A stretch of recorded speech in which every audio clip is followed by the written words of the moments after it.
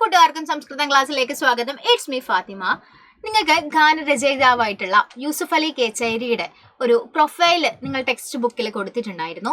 അപ്പൊ അതുമായി റിലേറ്റഡ് ആയിട്ടുള്ള ഒരു ക്വസ്റ്റ്യൻ ആണ് ഇവിടെ പറയാൻ വേണ്ടി പോകുന്നത്. നിങ്ങൾക്ക് ചില സമയത്ത് ചിലപ്പോൾ പുതിയ ടെക്സ്റ്റ് ആണല്ലോ അല്ലെ, നമുക്ക് ക്വസ്റ്റ്യൻസ് കാര്യങ്ങളൊന്നും ഓൾറെഡി നമുക്ക് പറയാൻ വേണ്ടി സാധിക്കത്തില്ല. പക്ഷേ ചിലപ്പോൾ നിങ്ങൾക്ക് പ്രൊഫൈൽ റൈറ്റിങ്ങിനുള്ള ഒരു ക്വസ്റ്റ്യൻസ് വരാം. ഓക്കെ, ചിലപ്പോൾ പ്രൊഫൈൽ റൈറ്റിംഗ് ആകാം, അല്ലെങ്കിൽ ജീവിതരേഖ അഥവാ ഹിൻസ് നമ്മൾ തയ്യാറാക്കാൻ ഉള്ളതാകും. ഓക്കെ, രണ്ട് ടൈപ്പ് ഓഫ് ക്വസ്റ്റ്യൻസ് ആണ് നിങ്ങൾക്ക് വരുന്നത്. അപ്പൊ ഇതിൽ നിന്ന് നമ്മൾ 10ാം തരത്തില് ഇതൊക്കെ നമ്മൾ പഠിച്ചിട്ടുള്ളതാണ്, 10ാം ക്ലാസ്സിൽ കൃത്യമായിട്ട് പഠിച്ചിട്ടുണ്ട്. പക്ഷേ +1ലേക്ക് എത്തുന്ന സമയത്തേക്ക് കുറച്ച് കാര്യങ്ങളൊക്കെ നമ്മൾ മറന്നു പോയിട്ടുണ്ടാവും അല്ലെ. അപ്പൊ അതുകൊണ്ടാണ് മിസ് ഇത്തരത്തിലുള്ള ഒരു ക്വസ്റ്റ്യൻ ആയിട്ട് വന്നിട്ടുള്ളത്.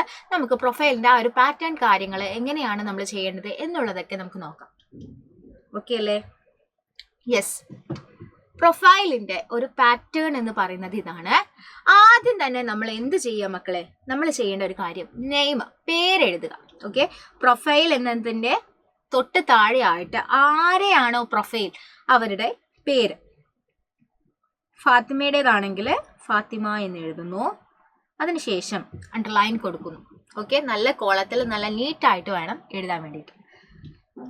അപ്പൊ നെയിം എന്നുള്ള ഭാഗത്ത് നമ്മൾ പേരാണ് എഴുതുന്നത്. നെയിം എന്നുള്ള ഭാഗത്ത് പേരെഴുതുന്നു. അതിനുശേഷം 2000 ആണെങ്കിൽ 2000 ഇയർ ആണ് അല്ലെ, വർഷം എന്ന് എഴുതുന്നു. തമേ വർഷേ എന്ന് എഴുതണം. എന്ത് എഴുതണം? തമേ വർഷേ. അതിനുശേഷം ഏത് മാസമാണ്? ഇപ്പൊ ഓഗസ്റ്റ് ആണെങ്കിൽ ഓഗസ്റ്റ് മാസസ്യ ഡേറ്റ്, ഏത് ഡേറ്റ് ആണോ 1/1 ഒരു എക്സാമ്പിൾ ആണ് കേട്ടോ. അപ്പൊ ആ ഒരു ഡേറ്റില് തമേദിനെ എവിടെയാണോ, ഇപ്പൊ കണ്ണൂരാണെങ്കിൽ കണ്ണൂർ ദേശീയ ജനിവലവത. ഇത് ഇംഗ്ലീഷിലാണ് മിസ് എഴുതുന്നത്, നിങ്ങൾ എഴുതുന്ന സമയത്ത് സംസ്കൃതത്തിലാക്കി എഴുതണം കേട്ടോ. യെസ്, ഇവിടെ ദേശീയ ജനിവലവത, ദേശത്ത് ജനിച്ചു എന്ന് എഴുതുന്നു. അതിനുശേഷം തസ്യ എന്ന് പറഞ്ഞാൽ അദ്ദേഹത്തിന്റെ എന്നാണ്. ഇപ്പൊ ഇവിടെ ഫാത്തിമ എന്ന് കൊടുക്കാൻ പറ്റില്ല അല്ലെ, അദ്ദേഹത്തിന്റെ എന്നാണ് പറഞ്ഞിട്ടുള്ളത്. അപ്പൊ ഗേൾ ആണോ ബോയ് ആണോ? ബോയ് ആണ്. അപ്പൊ അതുകൊണ്ട് തന്നെ നമുക്കിവിടെ ഒന്ന് ജസ്റ്റ് പേര് മാറ്റാം. രാമഹ എന്നെങ്ങാനും കൊടുക്കാം, രാമഹ. ഓക്കെ, ഇവിടെ തസ്യ പൂർണ്ണനാമം എന്താണോ, ഫുൾ നെയിം എന്താണോ അത് ഫുൾ നെയിം ഇവിടെ കൊടുക്കുക. അതിനുശേഷം തസ്യ മാത, അവരുടെ മാതാവ്, അമ്മയുടെ പേരെന്താണോ അതാണ് ഇവിടെ കൊടുക്കേണ്ടത്. പിന്നെ അച്ഛന്റെ പേരെന്താണോ അതിവിടെ കൊടുക്കാം. ച എന്നിവിടെ കൊടുത്തിട്ടുണ്ട്. ച ആസ്താം എന്ന് നമുക്ക് ചേർക്കാം കേട്ടോ. ച ആസ്താം. അതിനുശേഷം നമ്മൾ കൊടുക്കുന്നത് സഹ, അദ്ദേഹത്തിന്റെ.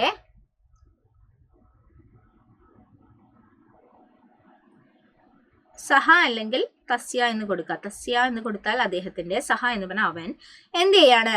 കുറച്ച് അവാർഡ്സ് ഒക്കെ വാങ്ങിയിട്ടുണ്ട്. അപ്പൊ അവാർഡ്സ് ഒക്കെ എഴുതാം. പുരസ്കാരേണ പുരസ്കൃത.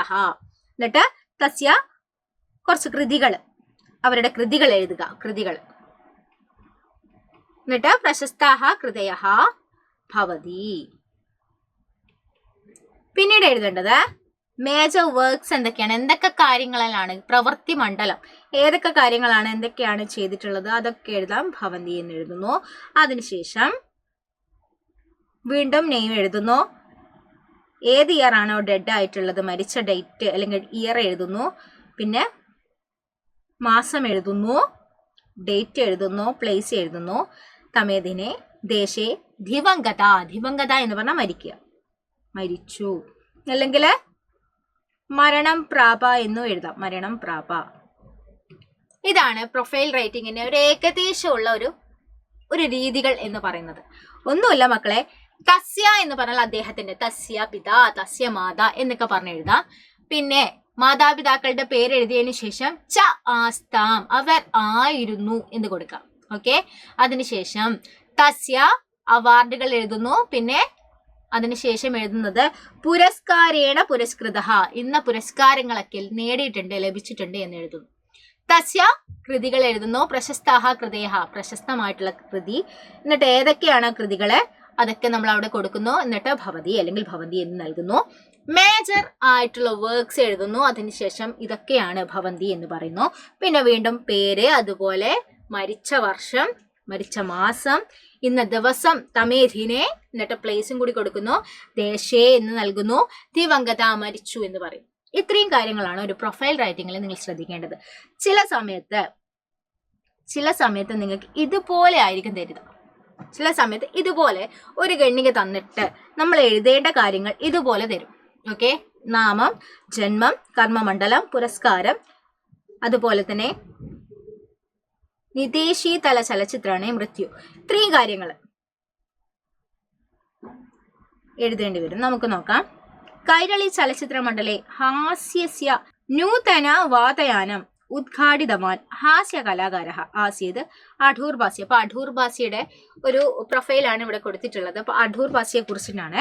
അയം 1927 മാർച്ച് 1 തമേദിനാങ്കെ അടൂർ ബാസി EV കൃഷ്ണപിള്ള മഹേശ്വരി അമ്മ ദമ്പതിയോഹോ പുത്രമേവ ജനിമലപത. അപ്പൊ കൃഷ്ണപിള്ള മഹേശ്വരി അമ്മയുടെ ദമ്പതിമാരുടെ പുത്രനായിട്ട് ജനിച്ചു. അപ്പൊ ഇവിടെ നമുക്ക് ചോദിക്കുന്നത് പേര്. ആദ്യം നാമം എന്ന് ചോദിക്കുന്നുണ്ട്. നമുക്കറിയാം ആരെ കുറിച്ചിട്ടാണ് നമ്മൾ പറയുന്നത്? അടൂർ ബാസിയാണ്. പിന്നെ ചോദിക്കുകയാണ് ജന്മം. എപ്പോഴായിരുന്നു ജന്മം? 1927 മാർച്ച് 1. മാർച്ച് 1 അല്ലേ? മാർച്ച് 1. കർമ്മമണ്ഡലം എന്ന് പറയുന്നത് ഏതാണ്? അദ്ദേഹം എന്തായിരുന്നു? ഹാസ്യ കലാകാരനായിരുന്നു. അതുപോലെ ന കേവലം അഭിനേത അഭിതു പട്കഥാകാര മാധ്യമ പ്രവർത്തക ഗായക നിദേശക ചലച്ചിത്ര നിർമ്മാത. അപ്പൊ ഇതൊക്കെ നമുക്ക് കർമ്മമണ്ഡലത്തിൽ എഴുതാം കേട്ടോ. യെസ്. അടുത്തതിന് ശേഷം പുരസ്കാരം ചോദിക്കുന്നുണ്ട്. പുരസ്കാരങ്ങൾ 5 ശതാധിക ചലച്ചിത്രേഷു അഭിനയം കൃതവാൻ. 5 ശതാധികം ചലച്ചിത്രങ്ങൾക്ക് അല്ലെ. ശതം എന്ന് പറഞ്ഞാൽ എന്താണ്? 100 അപ്പൊ 5 ശതം എന്ന് പറയുന്നത് 500-ൽ പരം ചലച്ചിത്രങ്ങൾ അഭിനയിച്ചിട്ടുണ്ട്. കലാകാരായോ കേരള ചലച്ചിത്ര പുരസ്കാരം. ഏതൊക്കെ പുരസ്കാരങ്ങളാണ് കിട്ടിയിട്ടുള്ളത് എന്നുള്ള ചോദ്യത്തിന് ഇതാണ് ഉത്തരം. കേരള ചലച്ചിത്ര പുരസ്കാരം 3 വാരം പ്രാപ്നതു, 3 പ്രാവശ്യം കിട്ടിയിട്ടുണ്ട്. ഓക്കെ. രഘുവംശം, ഉച്ഛ്വാരവം, അമ്മിണി, ഓശാരം, ഓമന, ആദ്യപാഠം ഇത്യാദീനി അനേന നിദേശിതാനി ചലച്ചിത്രാണി ഭവന്തി. അപ്പൊ അതിന്റെയൊക്കെ സംവിധായകനും നിദേശകനും കൂടിയായിരുന്നു. അതിനുശേഷം മഹാനുഭാവ 63 വയസ്സി. 63 എന്ന് പറഞ്ഞാൽ 63-ാം വയസ്സിൽ 1990 മാർച്ച് 23 മരിച്ചു. പഞ്ചത്വം പാവ എന്നാണ് പറയുന്നത്. പഞ്ചത്വം ഗത എന്ന് പറയും, പഞ്ചത്വം പ്രാവ എന്ന് പറയും. രണ്ടും പറഞ്ഞാലും മരിച്ചു എന്നാണ് കേട്ടോ. അപ്പൊ ഇത്രയും കാര്യങ്ങളാണ് അവിടെ കൊടുത്തിട്ടുള്ളത്. ഇതുപോലെ നിങ്ങൾക്ക് എടുത്തെഴുതാൻ വേണ്ടിയിട്ടുള്ള ക്വസ്റ്റ്യൻ വരും. ഇങ്ങനെ വന്നാൽ വളരെ എളുപ്പമാണ്. ഓക്കെ, ഇങ്ങനെ വരുന്ന ഒരു ക്വസ്റ്റ്യൻ വളരെ എളുപ്പത്തിൽ നിങ്ങൾക്ക് ചെയ്യാൻ വേണ്ടി പറ്റും. അതിലുണ്ടാകും ഓൾറെഡി കാര്യങ്ങൾ. അതൊന്ന് ജസ്റ്റ് ഒന്ന് കോപ്പി പേസ്റ്റ് ചെയ്ത് കറക്റ്റ് ആക്കി എഴുതുക മാത്രമാണ് വേണ്ടത്. ഓക്കെ അല്ലേ? യെസ്. ഇത്രയും കാര്യങ്ങളാണ് പ്രൊഫൈൽ റൈറ്റിങ്ങിന്റെ കാര്യത്തിൽ മക്കളോട് പറയാനുള്ളത്. പ്രൊഫൈൽ റൈറ്റിംഗ് വരുന്ന സമയത്ത് ഇത്രയും കാര്യങ്ങളാണ് ഇമ്പോർട്ടൻ്റ് ആയിട്ട് നിങ്ങൾ നോക്കേണ്ട കാര്യങ്ങൾ. ഓക്കെ അല്ലേ? അപ്പോൾ താങ്ക് യു.